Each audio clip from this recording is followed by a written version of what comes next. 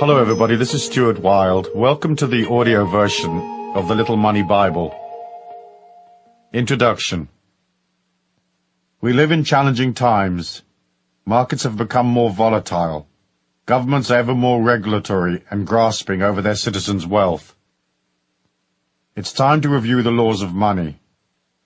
In such changing conditions, it's easy to lose sight of the fact that we live in a very abundant world, that the laws of money and flow are eternal and natural, that nothing has really changed. Abundance is our birthright. Here in this little book, I will reiterate the main laws and principles from my other books on abundance. The trick to money is having some, and life was never meant to be a struggle, and encapsulate them for a fast and easy listen. These are the laws of money. They serve to remind us how to align effortlessly with flow and abundance. Money is energy. Your life is energy. You are a physical body, a personality formed from a collection of memories. But what you are in the end is a feeling. That feeling has a spiritual identity. It is your soul. Money is also a feeling of wealth, security, flow, and success. Sometimes money can be a feeling of importance and specialness, a feeling of power.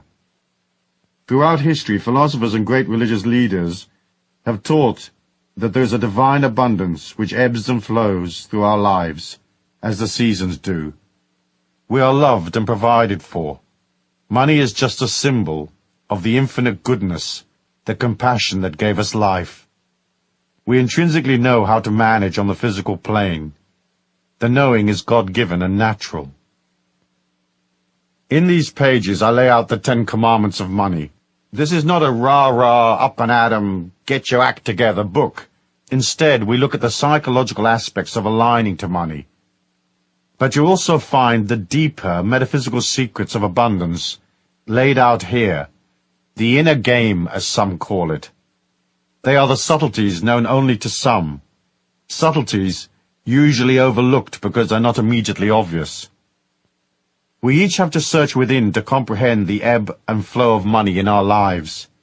It's one of the great spiritual lessons of the earth plane, as our physical balance, love and compassion, interpersonal relationships, and the other experiences we collect in life.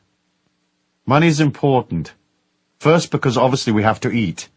Second, because as divine spirits, we get a free body, and we're spiritually required to take that body around the earth plane to collect life's experiences. Mobility is important. It grants you the wherewithal to delve deep within yourself, to pull out your true power. From that personal power flows all the money that you'll ever need. At the end of your life, with all its triumphs and all its beauty, you're just a collection of memories you managed to acquire. Those memories make up your spiritual identity, your soul, expressed as a sacred, infinite feeling.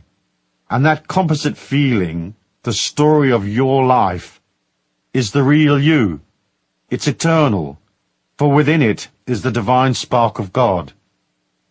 Over the centuries, money has gotten a bad rap.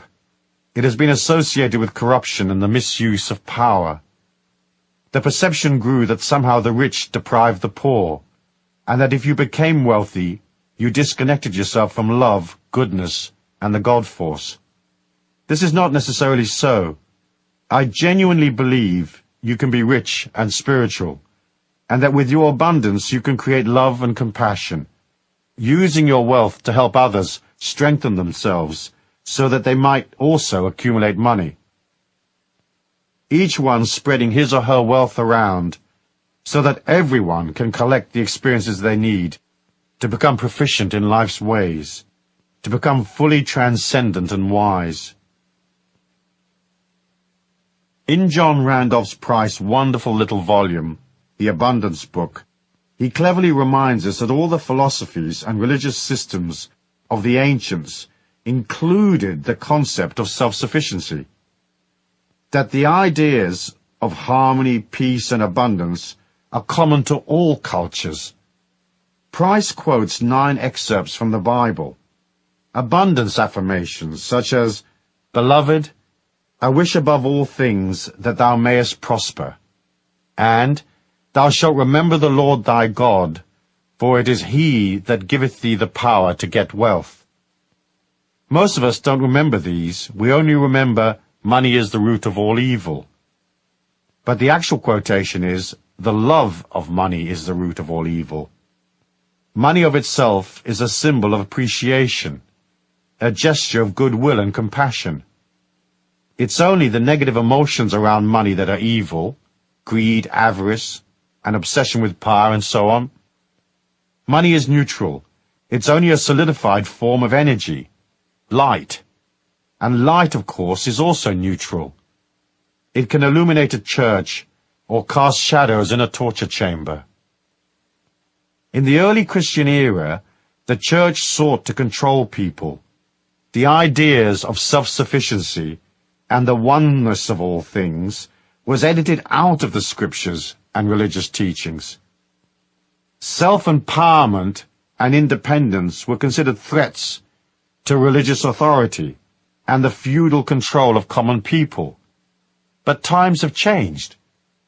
Price points out in his booklet that the transcendental movement has, in the period of just over 100 years or so, reclaimed the concept of abundance, harmony, and the oneness of life.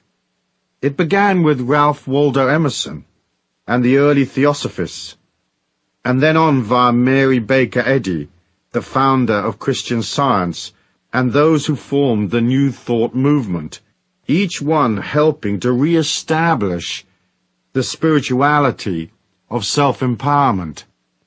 John Randolph Price points out that the idea of spiritual empowerment of the individual was carried from tentative beginnings to a greater and greater acceptance, finally emerging as a great spiritual light.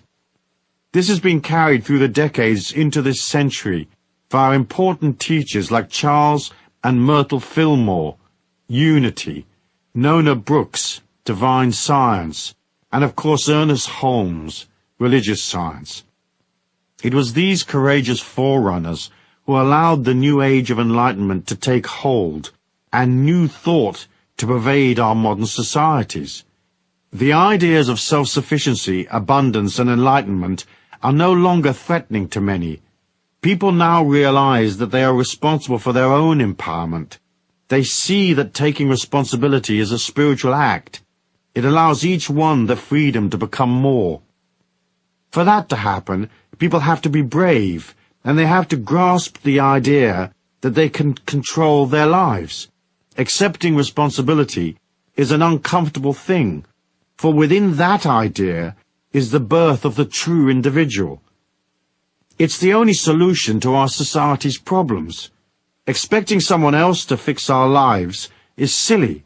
In the end, we need 6 billion individual fixes. In the past, we were manipulated and shamed into believing that the individual was not important, that all power and control over our lives should be handed over to the authorities, who would act as custodians of the collective good. Watching those characters manage the collective good for their own ends, often to the detriment of ordinary people, caused many to wonder if the philosophy of such disempowerment actually worked.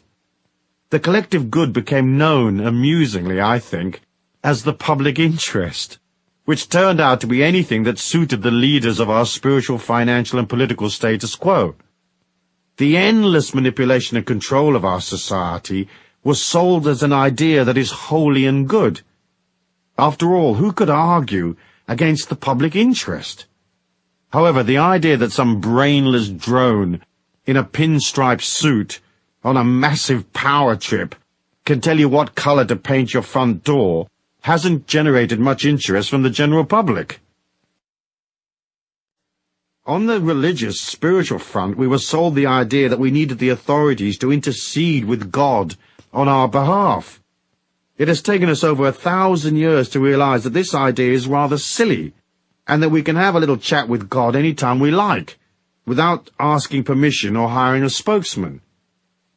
What's cool about the modern Christian churches is that they don't say you have to go through them to get to God. Instead, they teach people to empower themselves. Of course, the concept of taking responsibility and empowering yourself and granting yourself the freedom to guide your own spiritual destiny are radical ideas which are still taking shape. Look at our Western democracies. In theory, they are free, but in reality, what freedoms do we have? There are millions of rules that empower the authorities while milking the citizens and controlling every aspect of our lives. I often say you are free as long as you don't want to do anything. The minute you get a creative money-making idea, the political system jumps in with you. In true mafia style, they become your silent partners. You get the work and the risk, and they effortlessly get a large chunk of the reward while placing 100 hurdles in your way. In Europe, where institutional control was invented for the most part, self-empowerment still isn't considered cool. The idea that you might want to make money, become abundant, and direct your life is still regarded as brutal, egotistical, and rather nasty. Anyone headed in such a direction will have to plow through endless negative waves of antagonistic opinion. They will have to be brave and face the manipulators, who heap shame and ridicule on anyone who seeks to break out of the straitjacket of the old mindset. Still, we haven't lost heart. Our time has come, and the rules of money are simple. It's not too hard to quietly thread your way through the morass of nonsense, to still make it and become free. Millions of energetic people have done it, in spite of the system. The new idea is here. Control is very old-fashioned, and our societies will gradually change as people come to see that the old system just doesn't work. I think the pioneer spirit of the Americans has allowed them to embrace the idea of individuality more readily. People there are more free. They're not so tied to the memory of ancient feudal systems. As a result, the new thought has gained ground in America, and individuals can strive for abundance, liberty, and mobility without feeling bad about it. People want to be free. They want to experience life to the full, without having to subjugate themselves to restrictive institutional controls. It stands to reason. Yet even in America, a push-pull process has been going on for 50 years between the old-style forces of control and the new ideas that seek to liberate. The advantage Americans have is that they aren't subjected to the shame inflicted on ordinary Europeans who seek self-empowerment and wealth. That fact allowed progressive religious leaders like Ernest Holmes to form Christian churches which taught self-empowerment. These progressive modern churches have radically changed the old ideas. They, more than anything else, have given birth to the Age of Enlightenment. Chuck in the hippies, flower power, and the New Age movement, and suddenly great swathes of the population are thinking differently. Each one is pushing up against the thought police, those who seek to disempower and impoverish us while controlling, marginalizing, and ridiculing alternative ideas. John Randolph Price says, "It is now estimated that at least 25% of America is involved in some measure with what is considered esoteric philosophy or New Thought religion. And right in the mainstream of this consciousness is the truth that God is boundless wealth, and as expressions of the infinite, we have an abundant inheritance." In the time frame of history, these ideas are brand new, and yet they have swept America like wildfire and spread from there across the Western world. The concept of abundance and self-reliance is being given a new image. Teachers have carried out the new idea, saying it's okay for individuals to take control of their lives, and wealth, when used sensibly, is spiritual, desirable, and above all, natural. That's not to say that poverty is necessarily unnatural, for some are born into difficult situations where they lack opportunity or education. Yet we can all rise, no matter how humble our origins, for money is energy, and generating energy requires nothing except enthusiasm.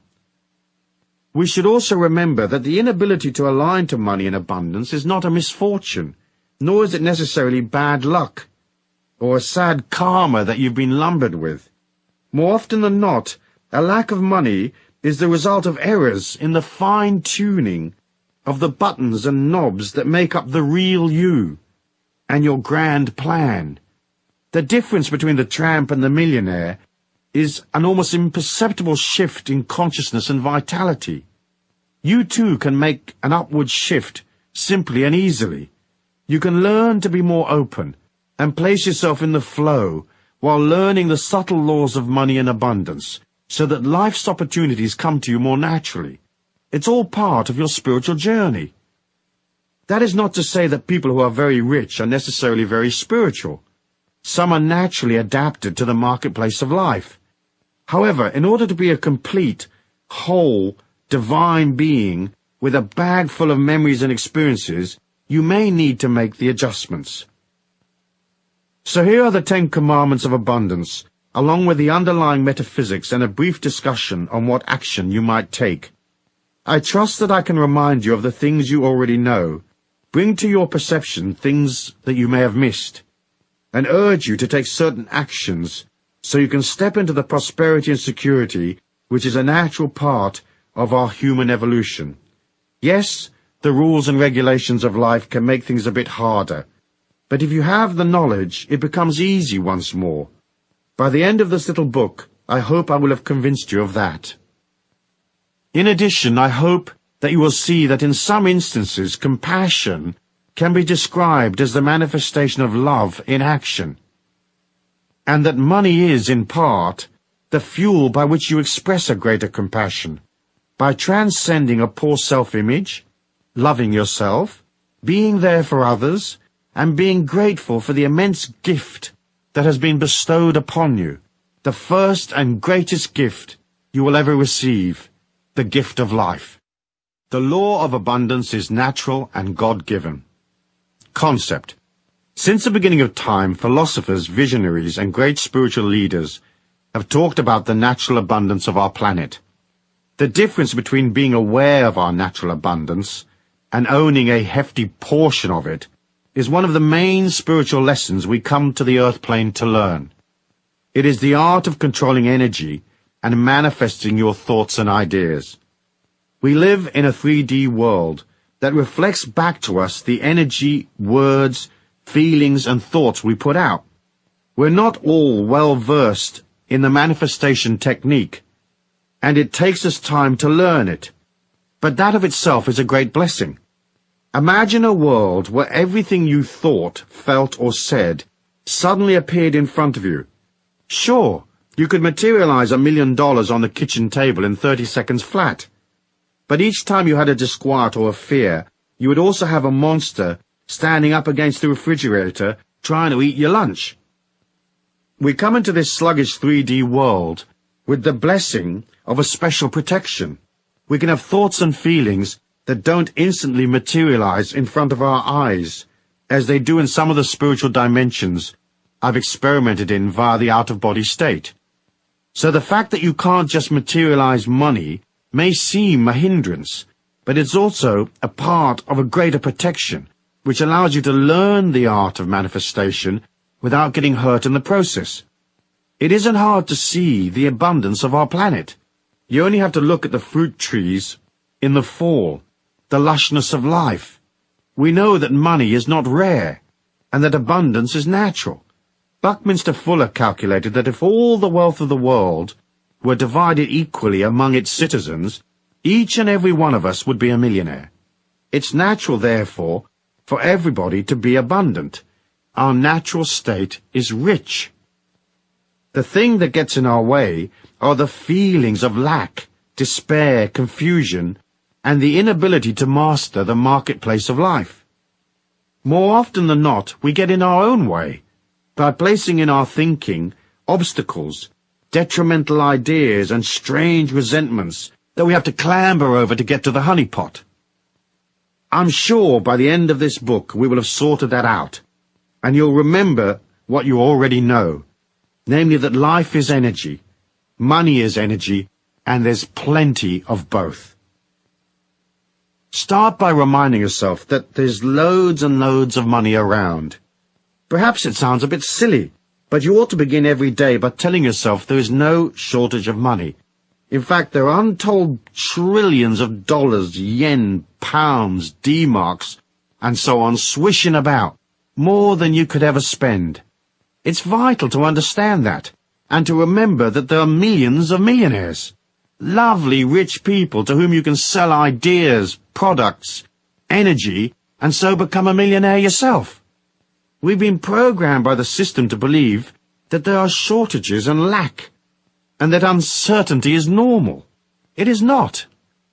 The idea is a psychological racket designed to control people and keep them in line by making them fearful. Don't buy it.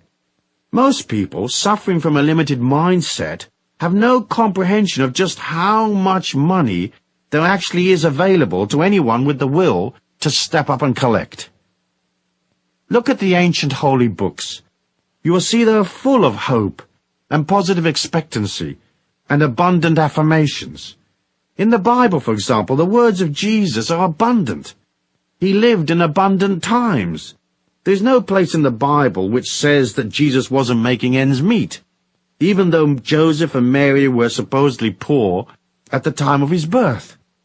However, because we're taught a fear of power, it is naturally assumed that somehow money is evil, that rich people are dishonest and crooked, and that they feed upon little people. While the economic forces of our planet are certainly stacked in favor of the big institutions and governments, there's nothing stopping each one of us from gathering our fair share. It's hard to align to money if you think it's evil and nasty.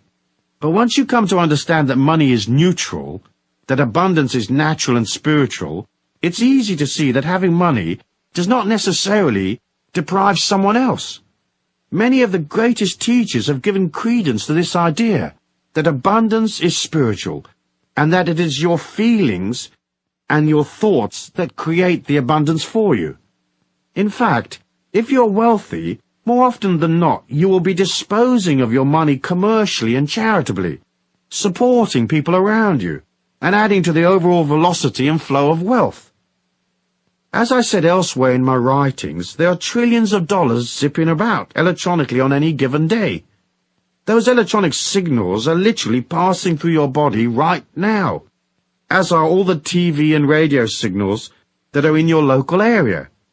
If you stop and think about the millions flowing through your hands right now, imagine making a slight flick of the wrist in order to halt some of that loot in transit, so it sticks in the palm of your hand. A flick of the mind is faster than a flick of the wrist. Money is good. Greed is not good. However, there's no reason why you can't be very rich, stinking rich in fact, and still be extremely spiritual and a wonderfully generous person, aligned to the God force, with a huge heart and compassion for everyone you meet. Metaphysics. One of the inner concepts we have to grasp early on is that the whole of our reality exists in a wave-particle duality.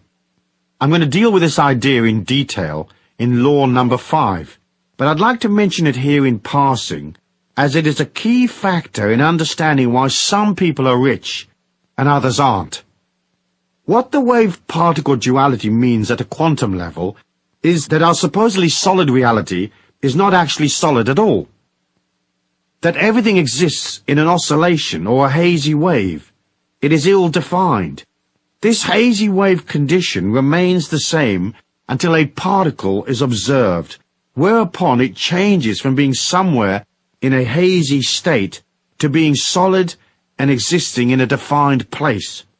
The metaphysics of money and our ideas around money and abundance follow much the same path as the laws of quantum physics. In order for money to become part of your life, it has to go from a hazy wave state of ideas, dreaming, wishing, yearning, and vague maybes, into a solid state, a dollar bill, credit in your bank account, a coin in your pocket. If you can convince yourself at the very deepest level of your being that there is no lack, no unfairness, no discrimination, that making money isn't hard, you suddenly open yourself to greater wealth. This is because you've collapsed your self-denial, your aversions and resentments, and you've flipped from the insecure, hazy wave state that says, "Where's the rent coming from?" to the solid particle state. Suddenly you know it's coming, 'cause the check's in your hand. In collapsing your hazy wave money dysfunction, you open yourself to endless points of abundance. This simple click of the mind opens the door metaphysically. Remember, all points of abundance, points in our 3D reality where money is actually delivered, where transactions take place, are solid particle states, not hazy waves. So to make the manifestation process work for us, we have to put aside all our hazy wave ideas of lack. We have to become centered and aligned to the solid symbols of abundance. We have to know we can do it. When thinking about your money flow, say to yourself this: there is a way, and I will definitely find it. This affirmation works well for most all of life's little problems. Action. Take a little time over the next few days to stop and concentrate on things that you consider to be manifestations of abundance. Go to places where wealthy people hang out. Look at the symbols of their wealth and affirm the abundance of this earthly dimension is holy and good. Yes, money can be used for evil purposes, but in itself it has no energy. To make your feelings right, you've got to agree that abundance is natural. You can't look at abundance with anger or envy. You can't become abundant if you exclude yourself. So when you see a person in a limousine wearing fine clothes, if you say consciously or subconsciously, "What a rat! That lifestyle's not for me. Poverty is holy and good," you deny your potential. It isn't easy for most ordinary people to look at extreme manifestations of wealth and join in the idea. The ego is too racked with jealousy or inadequacy and judgment. We'll look at a palace and we'll say, "That's not my kind of house." We'll see expensive things and say, "That's far too much for me." To be abundant is simple, but first you have to be able to join with your feelings. It's not vital that you can instantly visualize yourself in the presidential suite of a 5-star hotel, providing you don't deny yourself the possibility. In other words, you may say, "I don't have to stay at the Grand Hotel, but it's certainly something I could take in my stride. It's certainly something that I'm pleased exists. Moreover, I'm thrilled for the people checking into the presidential suite right now." In this way, you switch from the negative affirmation that money is bad and poverty holy to the idea that money is neutral, that abundance is natural and God-given. So, acknowledging abundance as a daily affirmation is a part of your disciplined action plan. Make a point of noticing the plum tree full of fruit. Gaze at fields of wheat. Meditate on the endless rows of vegetables at the supermarket. Accept the warmth of the sun as it rises each morning, and engage your childlike self in awe at the abundance of stars in the night sky. Now do this. Get a 7-day candle, one of those votive candles in a glass jar, and place it in the southwest corner of your home. With the candle you can place any sacred or power objects you may have. Next, you'll write a letter to the universe at large asking for a cash refund. I'll explain. In this lifetime you've worked, and you've helped people, and you've loved and cared for them, and you've generated good energy, much of which you didn't get paid for because naturally you didn't expect to get paid for kindness. But you're entitled to a cash return for all that love and energy you put out. But only if you ask for it. So ask. Tell the universe, "Hey, I've done this and that, and I've worked diligently on myself, and I've helped others. And as money is only energy, and I've put out loads and loads of energy, I want a return of that energy, a refund, and I want it in cash and right away, or anyway, as soon as possible." Add a sentence that says you love and believe in yourself, that you love and believe in others, that you know the world is abundant, and that you feel worthy and entitled to your cash refund. Light the candle and put the letter with it. Then each day visit your sacred spot and ponder on the imminent arrival of your refund. Do this until your refund appears, restating your affirmations and replacing the candle each week for as long as is necessary. It's okay to leave these candles burning all the time. Just make sure it's in a safe place. Expect a surprise. You'll be amazed. When I did this exercise, I waited for a few weeks and then $30,000 dropped in my lap unexpectedly. Nice refund, I'm thinking. Chapter 2. The Law of Flow. Concept. Everyone can get their head around the idea that abundance flows. We watch it daily, flowing and not flowing. Here's the subtle trick to being in the flow. But first, let me remind you that a positive attitude goes almost without saying. The more you moan and affirm you don't have enough money, the more it slips from your grasp. Maddening, really. But when it slips away, that of itself becomes a negative affirmation of how unfair the system seems to be. Of course, it isn't unfair. It's just energy in motion, responding to feelings. To those that have, more shall be added, and to those who don't have, a chunk will be taken away. So the first rule of flow is to constantly tell your mind you are rich. There are many manifestations of wealth that aren't necessarily cash. Love, friendship, nature, sweet sensations, pleasing emotions, etc., etc. Rich is a way of viewing life. So tell yourself, I want to view the world with a kindly eye. I want to view it richly. Remember, your unconscious mind, the powerhouse of your soul, doesn't know if you're rich or not. If you tell it you're rich, it will accept that as gospel. You have to believe in luck and flow and goodness, even when cash-wise, things might be bloody awful. Perhaps it goes against the grain, but if you see your affirmations as just that, affirmations, you can affirm your abundance and good fortune, even when things look a bit dodgy. The poorest person has things to be thankful for, so affirming your abundance is an act of gratitude and humility, as well as a way of keeping yourself in the flow.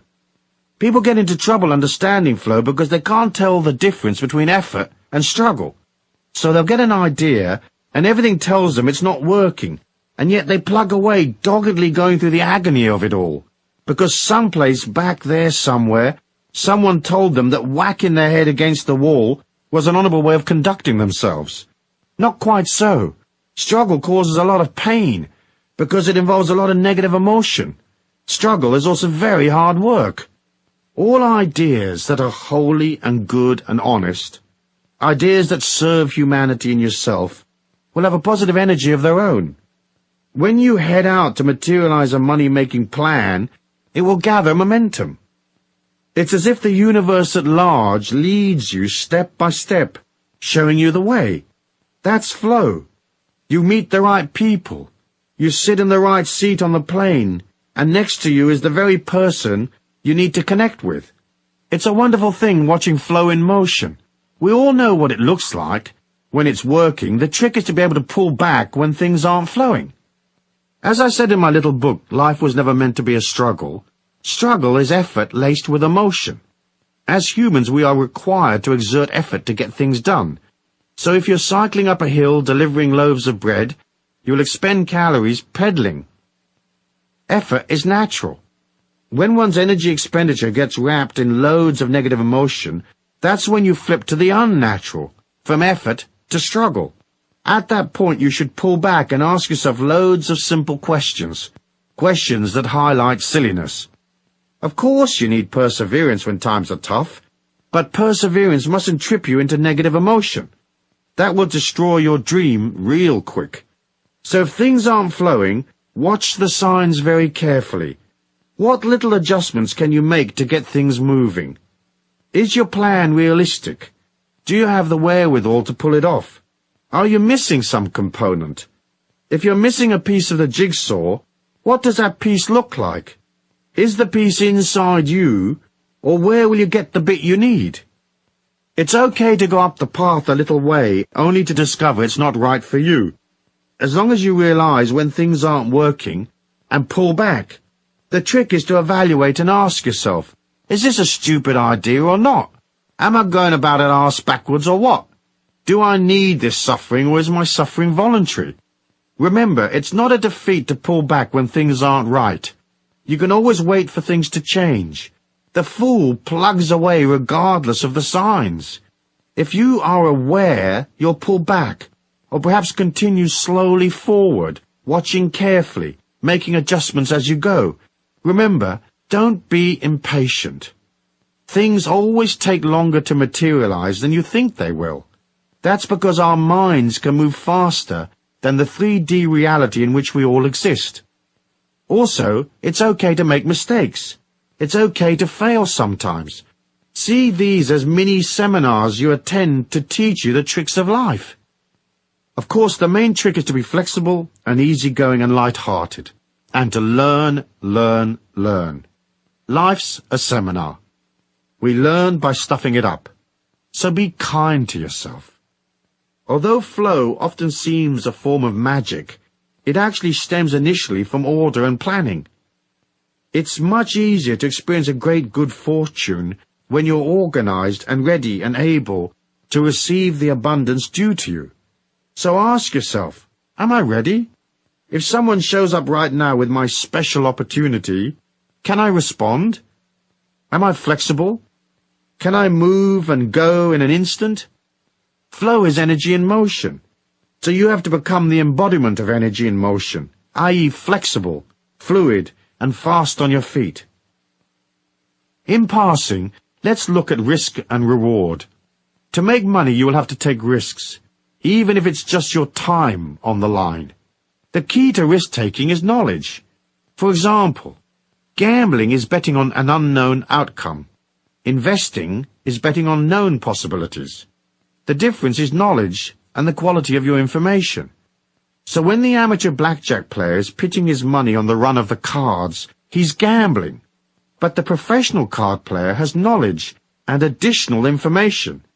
He can count cards as they come past and make informed decisions about what is to happen next. He's not gambling. He's investing his money in a planned and reasonable way on what might seem to others a random outcome.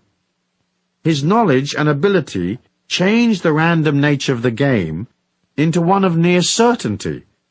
He is not struggling, he's working, just as the croupier and cocktail waitress are working.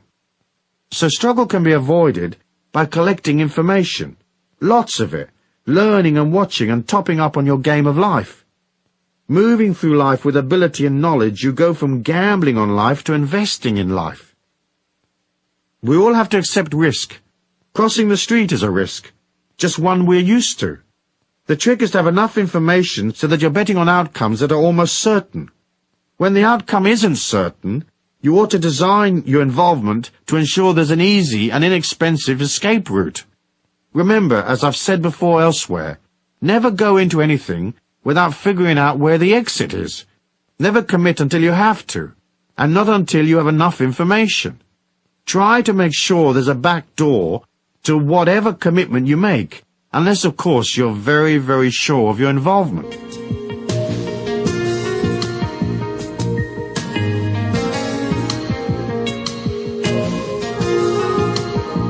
Metaphysics. The metaphysics of flow is easy to comprehend. You figure it with your feelings. Your feelings are enormously powerful. They are your extrasensory perception. The mind can deduce from what it already knows and guess at an outcome. And millions are lost every day using this intellectual guessing method. But your feelings are more accurate, for everything is energy. So any deal or investment or any involvement with others has an energy of its own. That is its thumbprint, if you like. Use your feelings to stay in the flow and keep away from trouble. Remember, if an idea feels wrong, it is wrong. That's not to say that you should trash a deal whenever you have a moment of disquiet. It's just to say, if suddenly there's an energy shift, you're in tune with your feelings. That shift will alert your feelings. When something feels odd, stop and notice and take stock. Your feelings guide you away from trouble. Half the trick to making money and being in flow is staying away from deals that don't work. It's the deals you walk away from that make you rich, as much as the successful deals. So put your feelings into everything. Meditate and become a satellite for your subtle feelings. The way to build up your sensitivity is to ask. Constantly refer back to your feelings to confirm your direction. If you're in a meeting, mentally reach out to the other people there, and imagine your arm extending to touch them in the heart. Then mentally pull your arm back quickly, while centering your mind, blanking it, and ask, how does this person feel? Edgy, arrogant, angry, excited, crooked, safe, loving, kind, and so on. Your first impression will be the correct one. The litmus test to referring to your feelings should be used many times a day. Energy shifts constantly, so you'll want to be aware, especially when dealing with other people. How does this situation or person feel right now? How is it different from the way it felt last time I checked in? Is this deal I'm considering for real? Or has something changed? What's the upside? What's the downside? Is the downside far greater than the upside? Is the risk worth taking? Then ask yourself how you feel. Are you happy, comfortable, flowing along, or is there something bothering you? Staying in the flow is only really a matter of staying close to your feelings. Struggle comes from a lack of awareness of self and from poor quality information. It is also compounded by the inability to turn back when the energy on a particular path peters out. Stay in the pocket. Be aware, shift and change. And never get into anything you can't walk away from.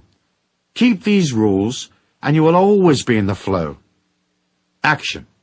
The action of flow is one of being alive and aware, ready to step forward fearlessly.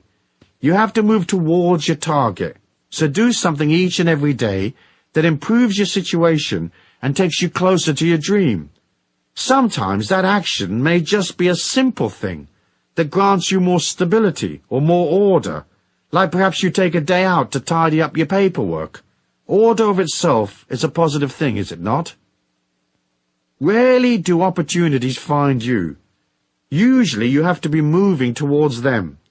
So heighten your ability to stay in the flow by heading out, talking to people, making contacts, stepping out from where it's safe and cozy, pushing against your comfort zones, reaching out. That's how the faucet of flow is turned on, by generating energy each day so that the universe at large can engage its magnificent laws and deliver to you even more energy. Try this. As well as moving towards your goals physically, through action, say, simultaneously clear a path on an inner level by blowing love and light out ahead of you. For example, if there's a person in your way, your boss say, start every morning by sitting quietly and seeing her or him in your mind's eye. Bring them up close to you so you're almost eyeball to eyeball. Then breathe a long breath in and expel that breath out into their heart. No matter how antagonistic you may feel, send them light and love. Do that ceremoniously 11 times. They will change. You'll see. If you need them out of your way, don't wish them harm or evil. Just do this.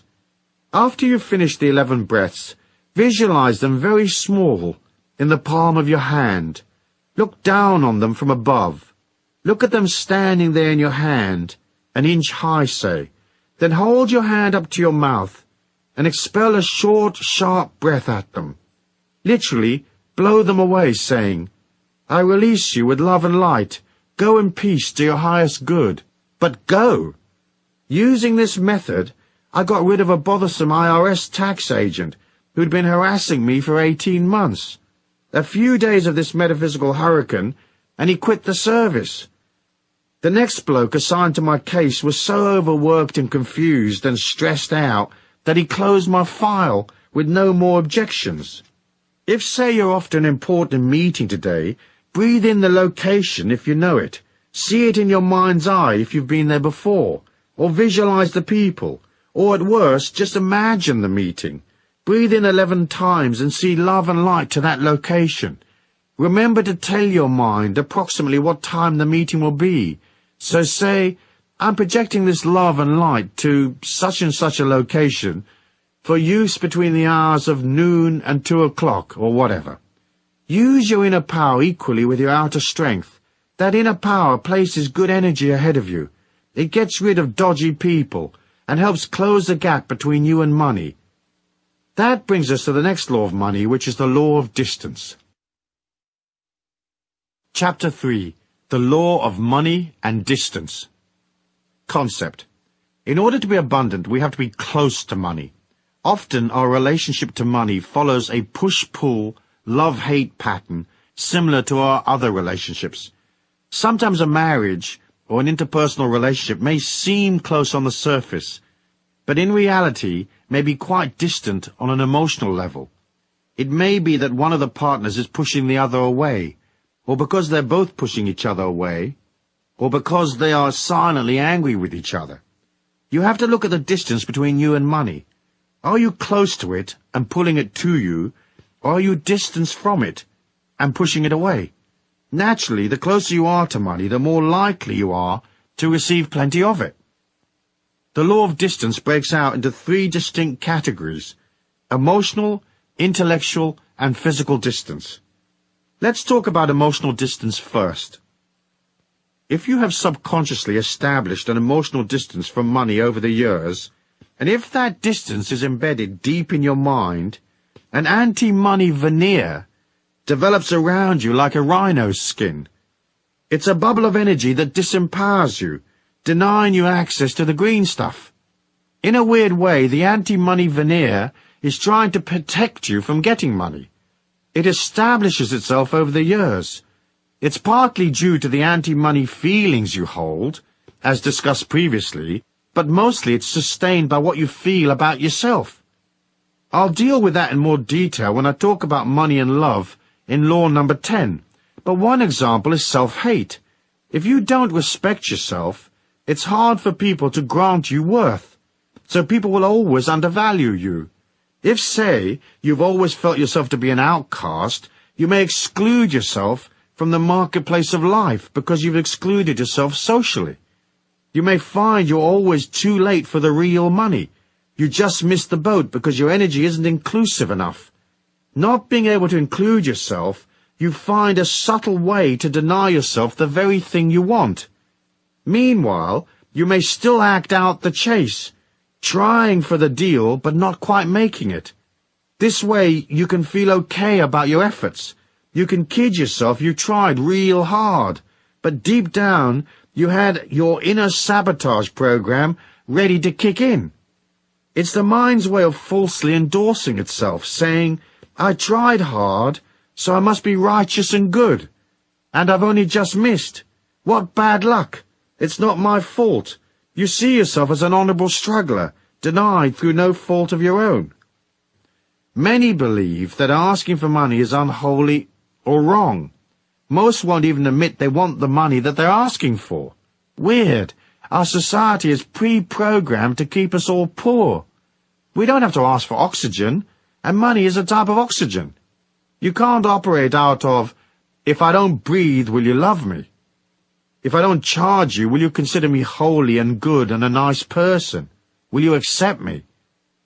If asking is an issue for you, practice, practice, practice. Start at the bathroom mirror. Imagine your customers, boss, whoever, there in front of you. Imagine them asking you, how much do I owe you?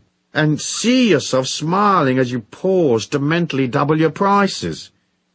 And listen while you say unashamedly, $30,000, thank you. See your hand out, waiting to receive your self-worth in the solid particle form. Once you realize that the emotional distance between you and money might have occurred because you acted against yourself in the past, disempowering your chances, establishing a distance between you and money, you can fairly easily click your mind and start including yourself. A good thing to do as part of your abundance affirmation is to include yourself in socially. Go to the street party, show up at the dance, attend church, seek people out, and make it a discipline to include yourself. Remember, the more people you know, the easier it is to make money. People are the custodians of the planet's wealth. Knowing people is almost as good as cash in the bank. If you've created an emotional distance between you and money in the past, take a moment to ponder on what those emotions might be. Write them down and really look at them.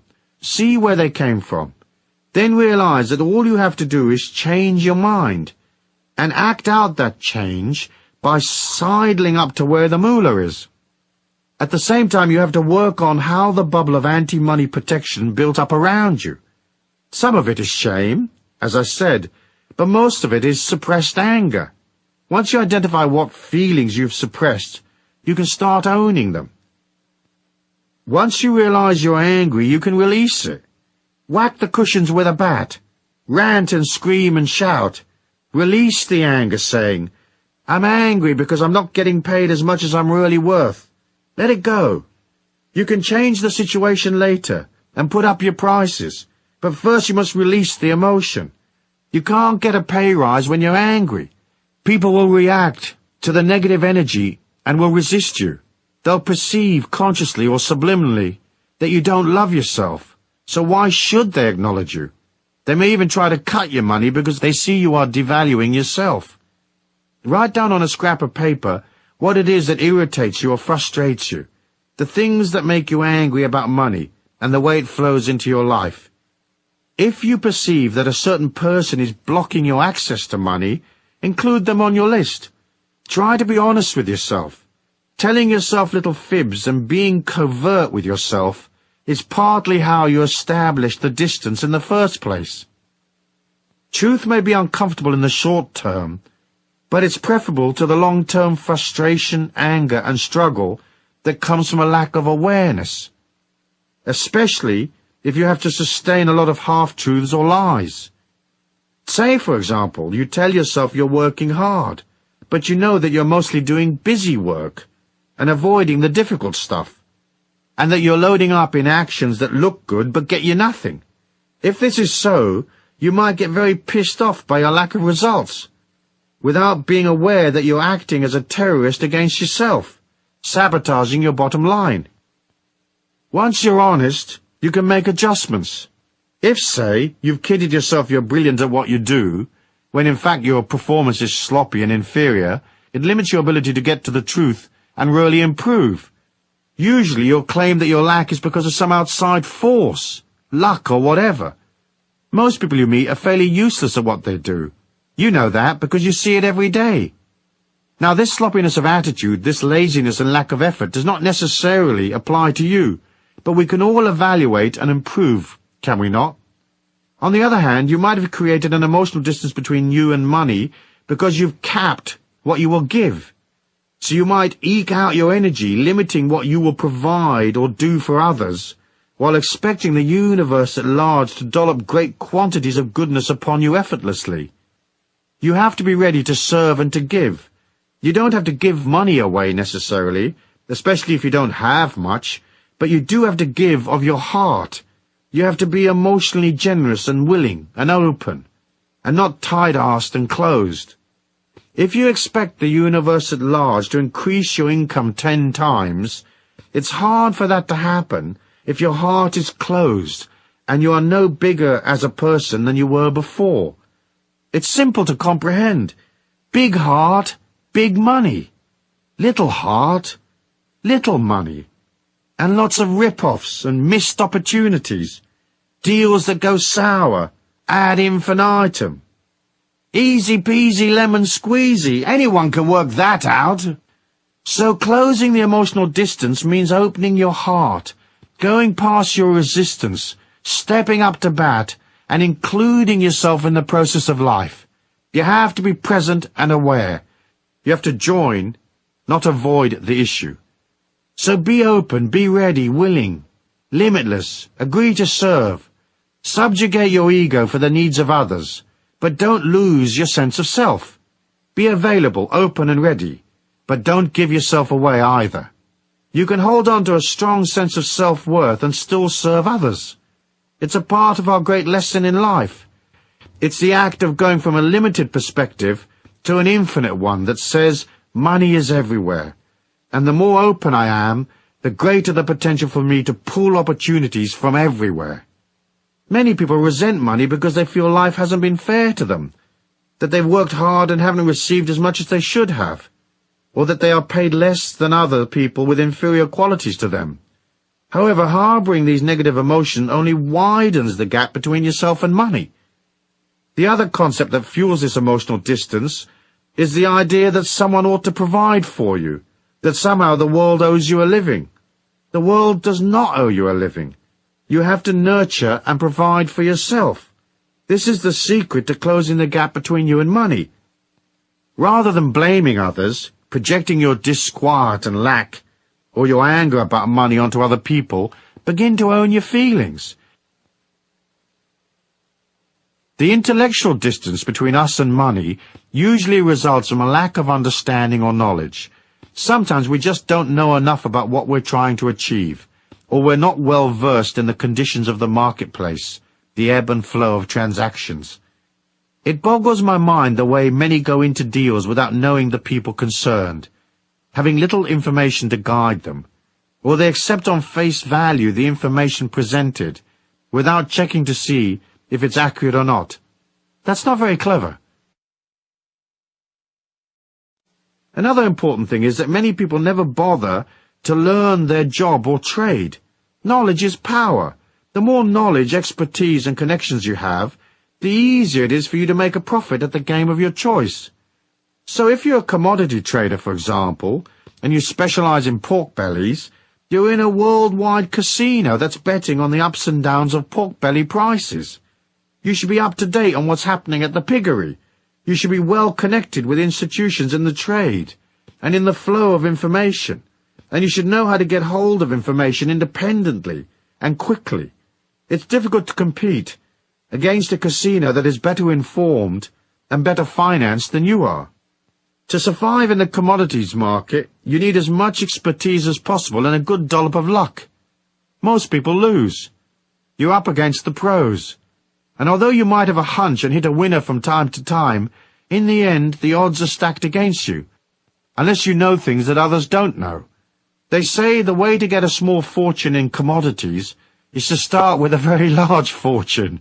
In other words, the market is designed to part you from your money. Ask yourself, do I have enough information about the marketplace and/or the particular area of creativity I want to be involved in? Am I a long way from the flow of information, an amateur in a professional's world? Or am I ready and up to bat? Maybe all you need to experience real abundance is to improve your knowledge and close the intellectual distance. In passing, let me mention another thing that can cause intellectual distance between you and money.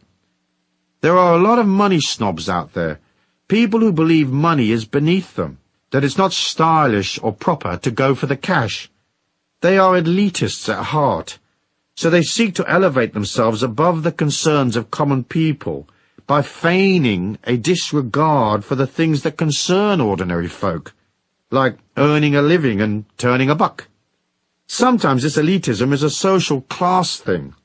Sometimes it's a form of spiritual elitism, where a person feels themselves far too holy-moly to be dealing with the trappings of the real world.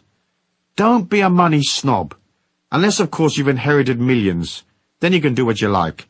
The rest of us have to deal with life day to day, and money is a part of taking responsibility and accepting the system. You might as well enroll for the seminar and get it right, quick. That's the most pleasing way.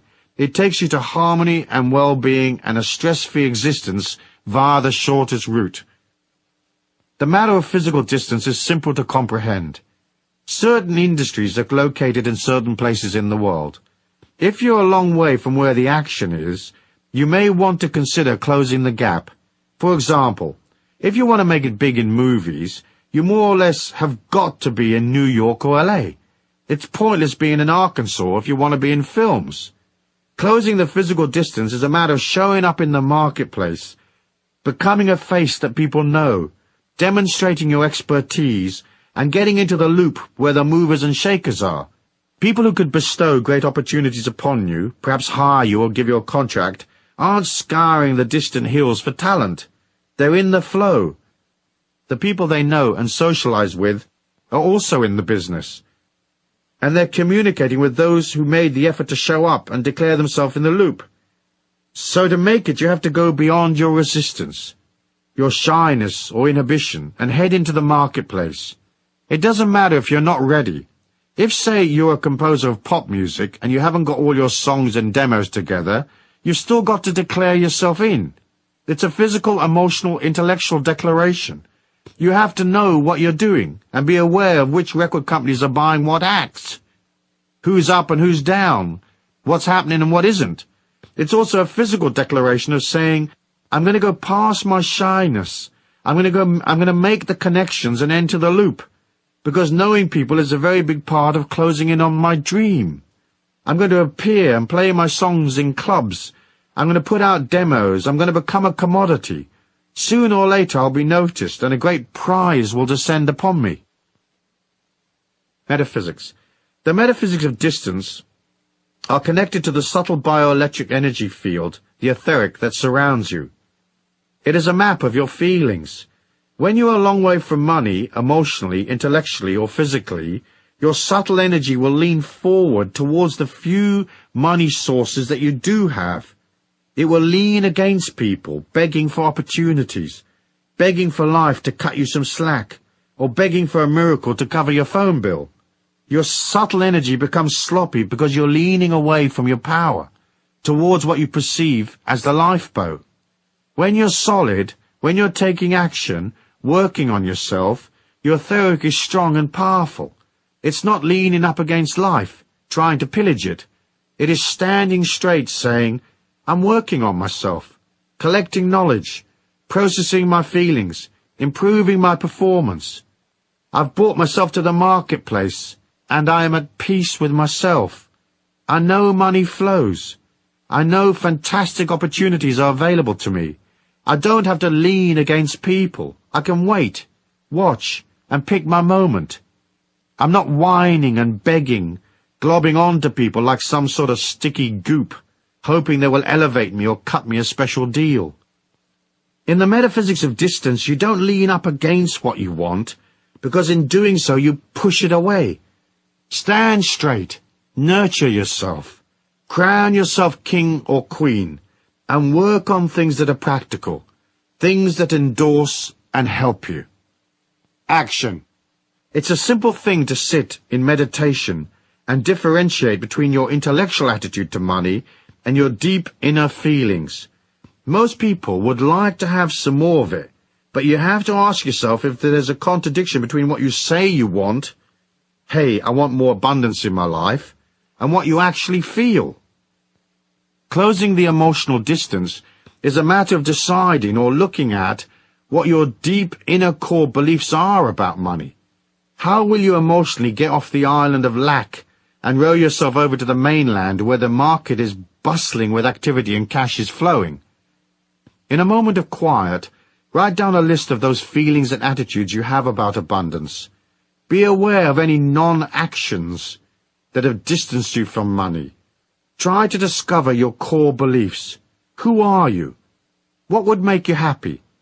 What's real and possible and fun? And what's just the ego's disquiet? Delve deep within and ponder. Pondering is good medicine. Discovering what you really want saves you endless confusion and wasted energy. Use your feelings to differentiate between vague yearnings of the ego and your deep innermost desires and needs. In this way, you will eliminate blocks and highlight any contradictions that may exist. For example, many would like to be millionaires, but subconsciously they know that making millions often takes lots of effort, and with that comes a lot of stress. So intellectually, they would like millions, but their inner truth is different. In effect, their subconscious protects them from something that sounds good to the ego, but would actually be a living nightmare. Looking at the distance between you and money teaches you things. Perhaps all you really need is a bit more money and a bit more security. Now, it may seem an odd thing to say, but you can't get security by earning money. Earning money involves activity, and all activity burns energy. So eventually that energy burnout makes you insecure. Low energy equals fear. High energy equals security. The only way you can increase security is to nurture yourself. All insecurity comes from the fear of collapse. The collapse of a situation, of your life, a business, whatever. So if you need more security, work on your body. Be kind to yourself. Sleep more. Rest. Hang out in nature. Do nice things for yourself. No amount of money in the world can make you secure. Of course you can combine hard work with self-care, but you have to work at it. I was having dinner with Deepak Chopra recently. He's a successful author and lecturer, constantly jetting around the world. Yet he maintains balance by finding time to work out, no matter where he is, and by maintaining a very healthy diet. He told me that every 3 months he takes 5 days off on his own. He goes somewhere remote like a desert and stays there in silence. No phones, no people, nothing but him and silence. It's a brilliant idea. He rebuilds his energy by pulling back, and then he's ready to zip around for another 3 months. Get in touch with who you are. See what motivations are real, and which ones come just from the intellect and ego. Perhaps you don't really need the aggro of piles and piles of activity and responsibility. Perhaps all you need is a carefree life, with some good creativity, loads of friends, and plenty of fun and games. In the end, you must both take care of the inner spiritual self and satisfy the many needs of the outer self. It's a balancing act, like everything is a balancing act. If you look within and discover that making piles of money is your thing, but worry about the contradiction that may exist within you, don't despair. It's easy to change the subconscious. You just tell it that you've decided to change. You can easily rewrite your subconscious mind. You just keep telling it something different. You may have to do so over a period of days and weeks, but it's simple to agree to change your mind. It's also easy to see that abundance comes from closing all of the gaps. That idea of itself gives one a lot of hope and determination for the future. Of course, it's not just the emotional, intellectual, and physical gaps between you and money. The real gap is always between what you think you want and what you actually want. Deep down. Once you arrive at the truth, deep within, you've come home spiritually. You've returned to the source, where your divinity exists. In there you will find the truth, the meaning of life, and you'll see what it is that you want to do, what you want to offer the world in this lifetime. It's there in the deepest recesses that you find your connection to all things. From that stems a sense of immortality, and from that comes security. Bingo! Meanwhile, you could probably use more cash, so as a part of your action plan, do this. Get your checkbook out and write yourself a nice fat check, payable to you and post-dated. Then pin it up on your fridge or bulletin board and look at it from time to time. A friend of mine who opened a shop wrote herself a check for 10 million Australian dollars and post-dated it 5 years. Her shops did well, and she probably had a few million when a company proposed that she franchise her stores. The deal was worth about 7 million. The franchise deal came in with just a few days of the 5 years left. In the end, she decided that she was into creativity, not accountants and lawyers and all the stress that comes with a deal like that. So she didn't follow through. But she was satisfied, though, because the universe did provide for her check to be made good, even though she didn't take the potential 7 million on offer, which would have given her a total of 10 million. I'm sure she'll get to her 10 million in the end. She'll just go about it in a less stressful way, a way that suits her creativity. Chapter 4. The Spiritual Law of Supply and Demand. Concept. Money is important because it is a symbol of your mastery and comprehension of life's great journey. You don't have to become rich, but you do have to have your money trips under control. Commercially, the law of supply and demand states that if there is more demand than supply, prices go up, and if there is an oversupply and less demand, prices go down. But there are other aspects to supply and demand which are less traditional. To make money, you have to deliver your energy in some form to satisfy a demand that is out there. And if what you're selling is energy, charisma, and enthusiasm, there is no competition, because most others are selling things that are lifeless, loveless, and dull. So your stuff, your service, your creativity, whatever, will always be different, unique, and desirable, because you will imbue it with energy, the God force, love, and caring. It will excite people and bring them to life. It will carry within it the energy of the part of you that joined, the aspect of you that celebrates life, laughs and is carefree, the part of you that honors humanity. It may just be a garden chair that you're selling, but your garden chair will radiate with light and love. It will be so lovely you could place it at the head of the round table, and no one would think it odd, as your chair is a beacon of light. Energy is easy to sell. Everyone is into it. It helps them feel special, looked after, and secure. Once you imbue your life, your products and so on, with energy, you will see that the law of supply and demand no longer applies. It only relates to the tick-tock world we see around us. It does not apply once you understand the trick of projecting energy into your money-making activities. To properly comprehend this idea, you first have to make a subtle ego shift in your mind. You have to switch from focusing on yourself, what do I need, who will supply my demands, what will I eat, who will give me the things I want, and you have to concentrate instead on the needs of others. This doesn't mean that you have to become a charity worker or disempower yourself financially.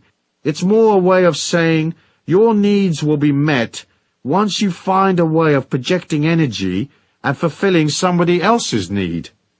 That is self-empowerment. Hoping someone will fix it for you is disempowerment, because a satisfactory outcome always lies beyond your control, subject to the whims of others.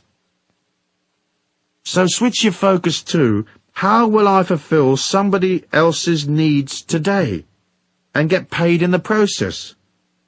There is no way of making money on this planet other than by fulfilling people's needs. It's just an ego shift. First you concentrate on serving others, and in that way you serve yourself. There are more than 5 billion people on this planet, and every day of the week each one needs, say, 100 different things. There are trillions of demands that need satisfying. So rather than look at supply and demand from a position of insecurity and lack, you can see it from the other side of the coin. There is a perpetual oversupply of demand. If you can't give people one thing imbued with an energy that shines like crazy, you sure as hell can find something else they'll want. When you're selling energy, you're selling light, so your possibilities are infinite. What will you supply? The things that humans buy come in 3 categories. They buy services, knowledge, or products. Nothing else. You can raise your energy, you can change your consciousness, you can align to the divine abundance in all life, but when people are attracted to what you are, you have to have a knowledge, a service, or a product to sell them. Simple, really. By concentrating on what people need, you become abundant. When you look at the marketplace of life, isn't it true that so many products don't work? How many restaurants have you eaten in that are not clean or customer-oriented? How many businesses exist just to screw people, rather than to love them and satisfy their needs? There are so many shoddy products and rip-off merchants who haven't clicked into, how will I fulfill my customer's needs? Often, a customer's needs may just be an emotional need to talk to you about their life while you're selling them something. However, in order to get this supply and demand thing down right, you have to think in terms of energy, and you have to be clear what you will sell people. Providing a service is not usually as profitable as selling knowledge or a product, because more often than not, services have to be delivered personally, and there's a limit to how many hours a day you can deliver the service and at what price you can charge. Knowledge, on the other hand, is valuable and easily packaged. We live in an information age. There are hundreds of ways of packaging knowledge. What you deliver in the form of knowledge does not have to be way out. It just has to be presented concisely, inexpensively perhaps, and with originality. If you have knowledge that people want, you can quickly become wealthy. If selling products is what appeals to you, think of products that you believe in, products which are worth the money. Ask yourself, can I put my heart and soul into the product? Can I be enthusiastic and really love this gizmo, really serve my customers? So to sell things successfully, you have to subjugate your ego long enough to take people's money. This might sound a bit brutal, but in fact it is a religious, spiritual idea. You subjugate your needs, your life, your aches and pains, your experiences, and listen to others. Watch their eyes. Notice their body movements. Relate to them. Ask them questions. Work out, what does this person want? Then fulfill that want. Think about how you can improve what you do. Even if right now you work for somebody else, start by putting more energy in. If the place you work in is dull and lifeless, put energy in anyway. For by doing that, you will catapult yourself out of there to something better. If you're self-employed, think how you can make 20 improvements to your knowledge, service, or product. In the end, you're selling yourself, so you'll want that looking good. You need to offer love, kindness, and charisma. You'll want to be big-hearted, and right there, bushy-tailed and up to bat. So ask yourself, are you eyeball to eyeball with life, ready to serve? Or does some aspect of your personal agenda get in the way? If it does, put it to one side, quick. Put it aside long enough to cash the check anyway. You can always visit your therapist after work. So offer beauty in an ugly world. Offer kindness where ego and greed predominate. Be accommodating and free-flowing when others are uptight, edgy and stiff. It's so easy to understand. Take the product you're selling and visualize the divine light shining upon you. Breathe that light into your being and breathe it out. Place the light into the thing you're selling. If you are a massage therapist, project light into your table and your little bottles of oil. Most of all, project light into your hands before each session, and of course during each session. If you're selling things on shelves, touch them regularly. Move them about. Make them come alive. Give them energy. The little tins will be refreshed, even if they've been on the shelf for weeks and weeks. The more you touch and love the product, the more energy it has. The more likely it will belong to someone else in 10 minutes' time. If you sell information, make it original, clear and concise, and idiot-proof, so anyone can understand it. How often have you read instructions on how to access some information, say on the internet, and you wonder if it's written in Hindustani or ancient Sanskrit, or what language is it written in? Why is that? Because the person who wrote it was thinking of himself, not you. Just say it's a man this time. He lives in his own world in a basement with an IQ of 180. He hasn't seen daylight for many years, and the only human he ever talks to is a pizza delivery man. He couldn't give a stuff if you know your www.coms or not. You have to think of others. There are loads of people out there who aren't very clever, but they have money. Will they understand what you are offering? Then again, there are others who are fairly bright, but they can't unscrew a little nut, as their expertise lies elsewhere. When I see the words easy assembly on a product, I immediately flee to the safety of the parking lot.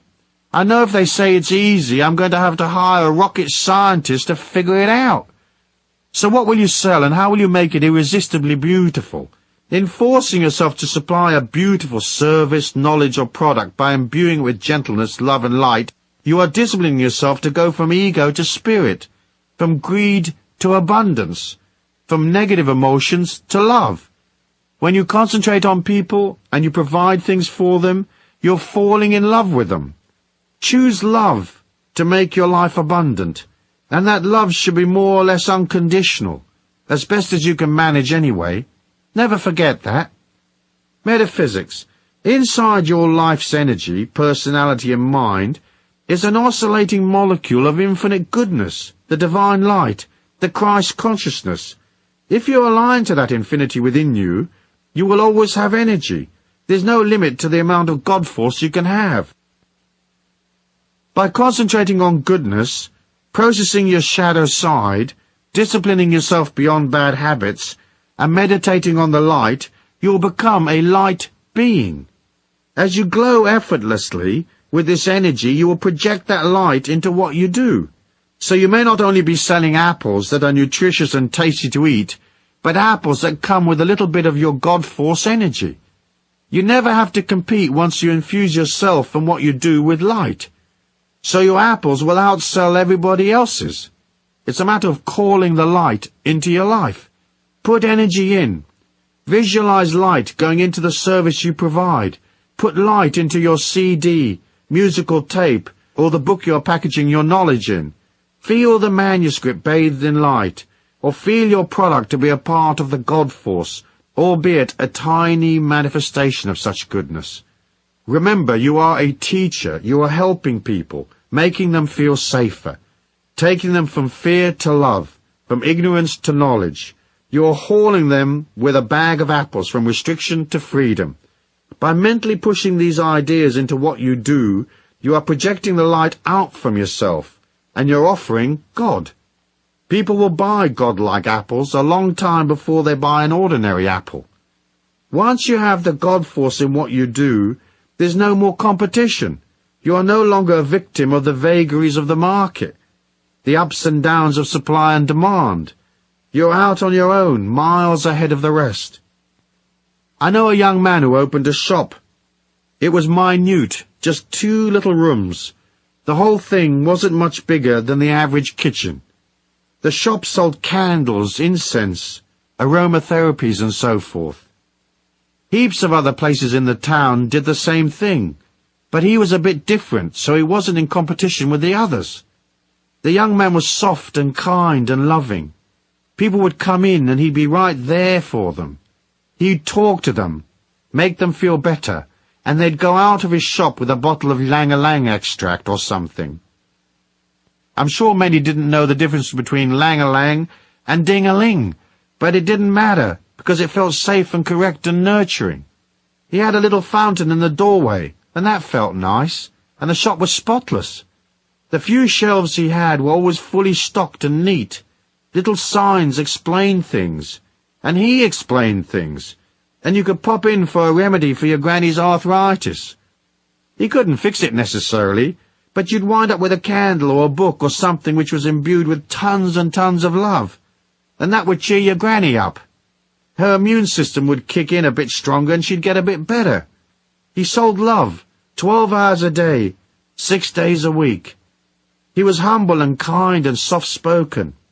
And if he had an ego, it certainly wasn't around during working hours. People loved him. They flocked to his shop.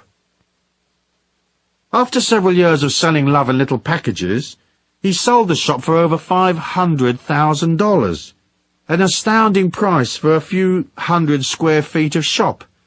He used the cash to make another investment, and he did the same love thing there. Now, 8 years later, he's worth 3 to 4 million, and his company will soon go public. When it does, he'll receive an enormous refund, with a note from the Godforce saying, "Here's $20 million, dude. Thanks for dishing out all that love and sweetness in a dull grey world." Action. Get a piece of paper and write down the services, knowledge, or products you are familiar with, the things you are already doing. Then write another list of things you might be interested in delivering to people. Having honed down your lists, look at your products, services, and packaged information, then analyze what other people have done in these fields. Ask yourself, is this other product exciting? Does it challenge? Does it inform? Does it teach people something? Does it enthuse them and make their life more comfortable? Does it help them to be sexier or more beautiful? What is in this product that has value? And how could it be improved? Perhaps you could take a very ordinary product that everybody is familiar with and add a little something that makes it absolutely irresistible. Look at your commercial life so far. What have you sold? Let's say you've always sold your labor and you're working for someone at present. What can you do to put more energy into the labor you provide? You might say, I get paid the same amount of money whether I put more energy in or not. But this is not the point. If you energize yourself in your work, you'll find that 1, the job becomes more fun to do, 2, you are more likely to be promoted or given a raise, and 3, you lift your energy so high that you go beyond the job and hop perhaps to another corporation that pays you twice as much. And you do this by arriving a little earlier, staying a little later, improving your efficiency, and making an effort to relate emotionally to the people around you. It's good to practice putting energy in right now, no matter how dull the current situation. Later in life, that energy will become cash in the bank, or abundance, or wonderfulness of one kind or another. Under the metaphysical laws of supply and demand, you should not limit how much you're going to put out. You don't have to let the world use you, but you have to give because you want to receive. To start by giving. Give of your attention and concentration. Give of your love. Give of your energy. Don't destroy yourself with negative feelings towards other people. If you can't love them, be neutral. Be enthusiastic, be open, be up there for it. But in limiting yourself, you get stuck in one place on one salary for the rest of your life. As you agree to give as part of your action plan, and as you begin to look at how you can improve your service, knowledge, or product, it will take you to the next step. It carries you to a higher energy, a greater velocity, a larger salary, and bigger opportunities. It opens you to easy money. You'll find some money, or win some, or a great dollop of moolah suddenly drops in your lap. Expect a payoff.